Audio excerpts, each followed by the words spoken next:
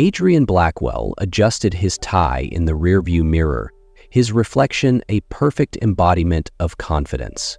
His dark, neatly combed hair framed sharp features, and the deep navy suit he wore hugged his athletic build with precision. Tonight was a milestone, a celebration of his engagement to Natasha Gray. The streets of Manhattan glimmered under the golden hue of streetlights. Taxis honked, couples strolled along the sidewalks, and the city pulsed with its usual vibrance. But for Adrian, the world outside was little more than a blur as he steered his car toward the lavish downtown venue where Natasha had spent weeks planning their engagement party. "Everything has to be perfect, Adrian," she'd said during one of their conversations. "This isn't just about us, it's about showing everyone who we are as a couple." Natasha Gray wasn't just Adrian's fiancée, she was a powerhouse. As one of New York's most sought-after event planners, her name was synonymous with sophistication and precision. She thrived on control, on ensuring that every detail, no matter how small, fell perfectly into place. Adrian admired her ambition. He loved her drive.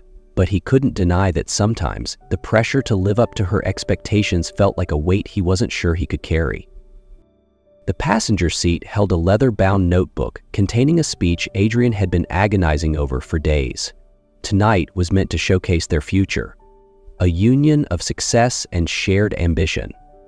Yet, as he navigated the bustling streets, a nagging thought tugged at him.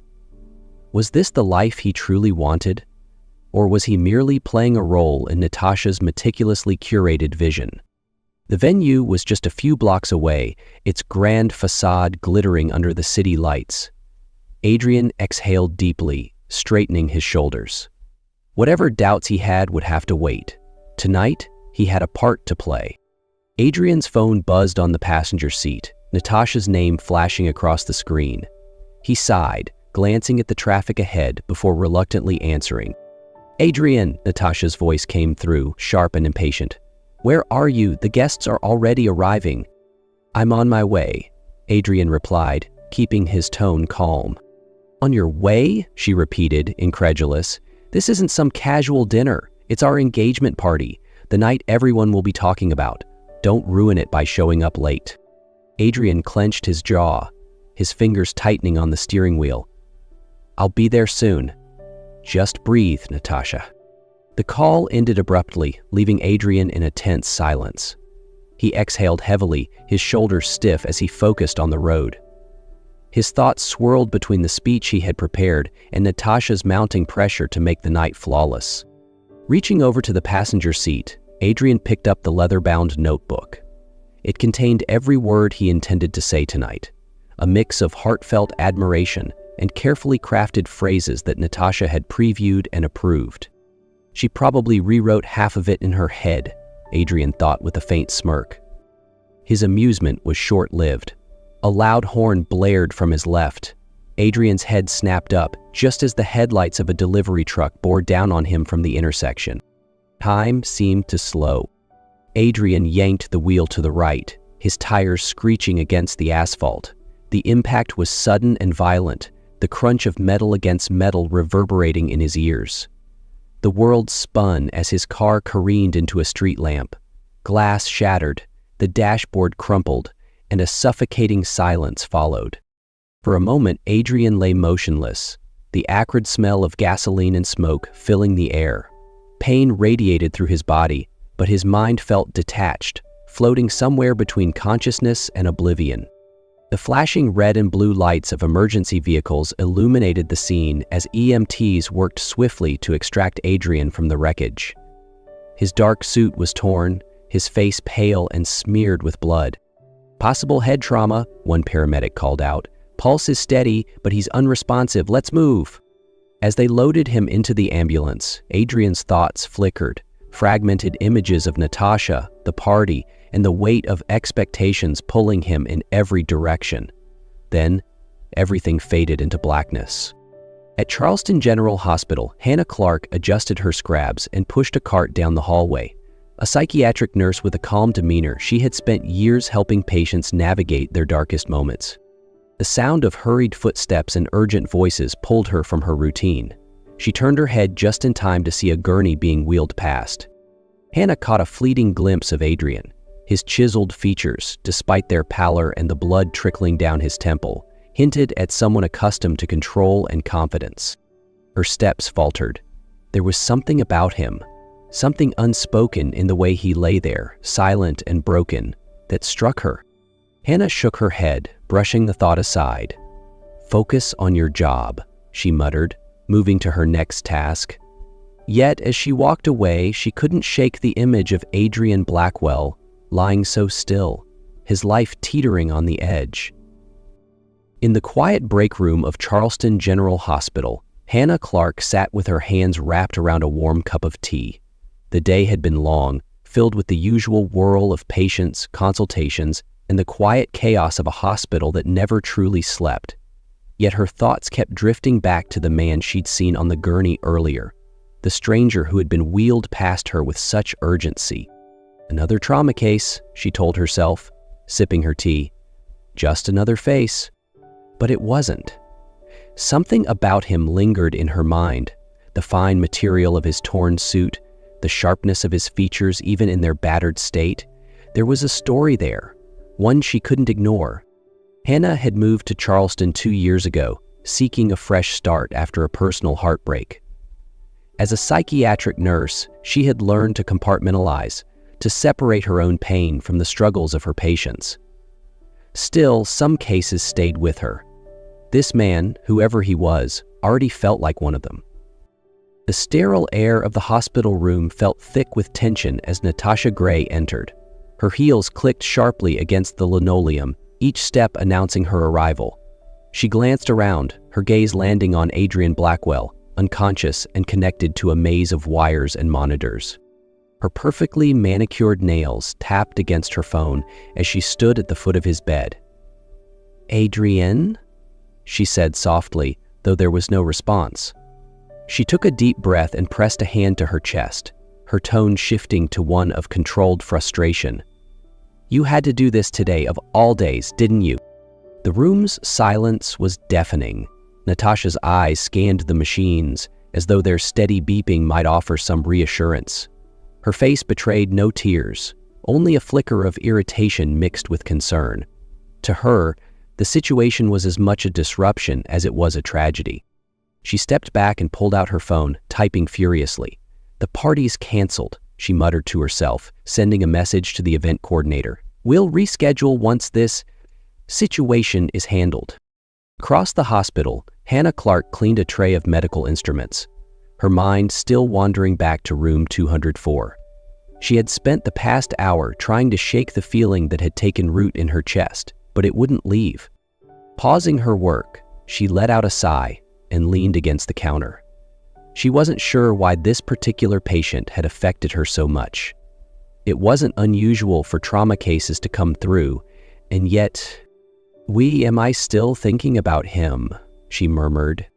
A voice behind her broke her thoughts. "Hannah, can you assist in room 204? They need someone to prep for the next shift." Her stomach flipped. "Room 204?" she asked, masking the hesitation in her voice. "Yeah, the car accident guy. His fiancé's in there now," the nurse said, walking off. Hannah swallowed hard but nodded. Taking a deep breath, she gathered her supplies and headed down the hall. When Hannah entered the room, Natasha turned sharply, her eyes narrowing slightly at the sight of her. "Can I help you?" Natasha asked, her tone cool and commanding. "I'm just here to tidy up and restock," Hannah replied, her voice calm but professional. She moved to the supply cabinet, avoiding Natasha's piercing gaze. Natasha crossed her arms, watching Hannah with a mix of curiosity and disdain. "Do you know how long he'll be like this?" she asked, her voice sharp. Hannah hesitated, glancing at Adrian's still form before responding. "It's hard to say. Every case is different." Natasha let out a frustrated sigh. "Of course it is." She turned her attention back to her phone, typing rapidly as though the act itself could regain control over the situation. Hannah finished her task quickly, but before leaving, her gaze lingered on Adrian for just a moment. She couldn't explain why, but she whispered under her breath, "You're not alone." As she exited, Natasha looked up, her brow furrowing. She hadn't caught what Hannah had said, but for a moment her confidence seemed to waver. Her break was interrupted by the sound of urgent voices in the hallway. Standing, Hannah stepped into the corridor just in time to see a nurse rushing toward the trauma unit. "Room 204 admitting now," someone called. Hannah lingered in the hallway, curiosity pulling her closer. Peering around the corner, she saw through the glass of room 204.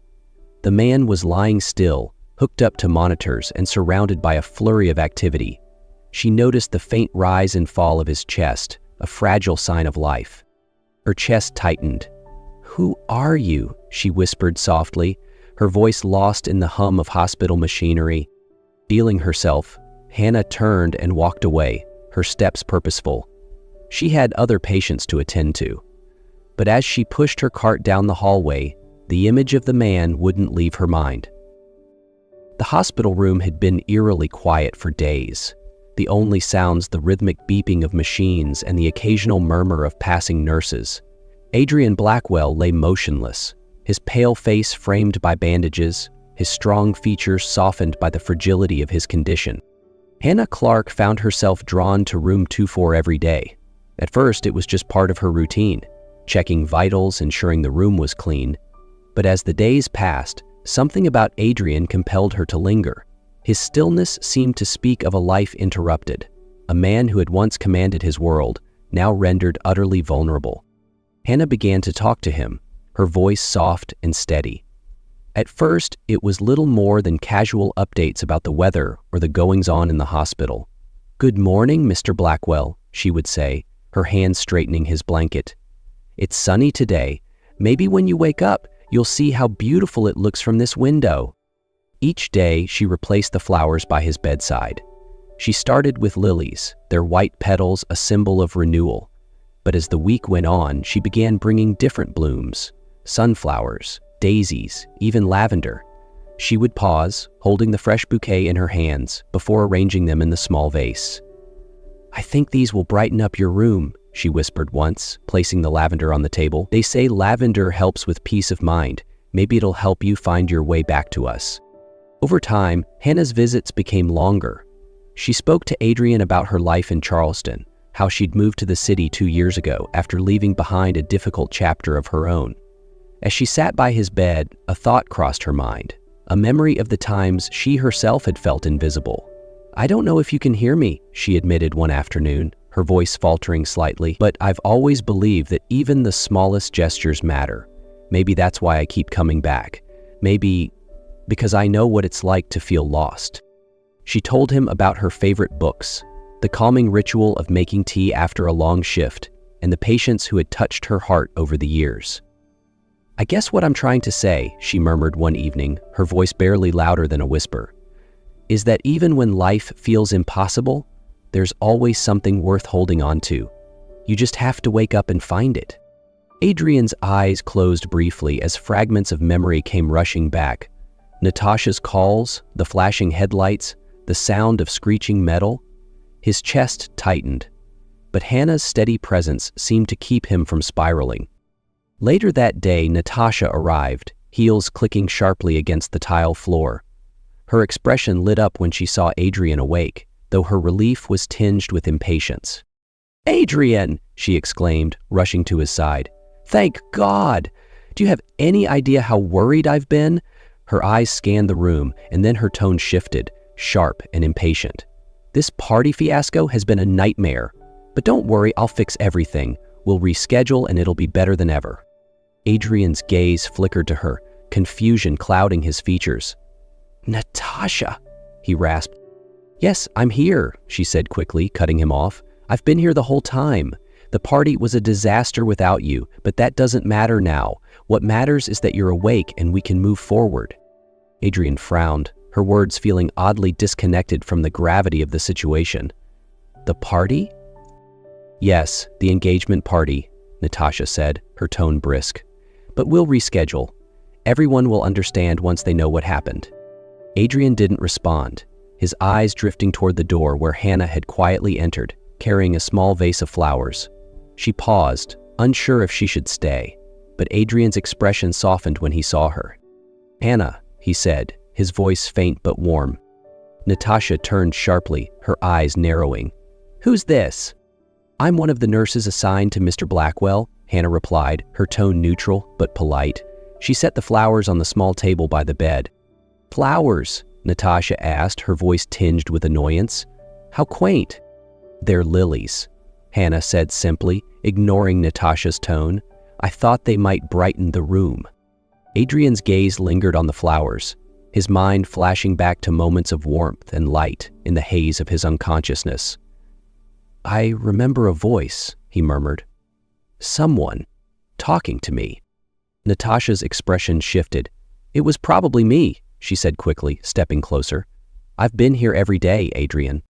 But Adrian's gaze had already returned to Hannah. "Was it you?" he asked. Hannah hesitated, her cheeks flushing slightly. I spoke to you sometimes," she admitted. "I didn't want you to feel alone." Adrian's lips curved into the faintest of smiles.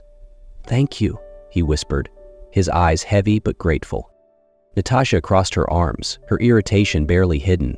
"Well, now that you're awake, we can focus on what's important, your recovery and our future." Adrian didn't respond. His gaze remained on Hannah, who stood quietly in the corner, a steady presence in the storm.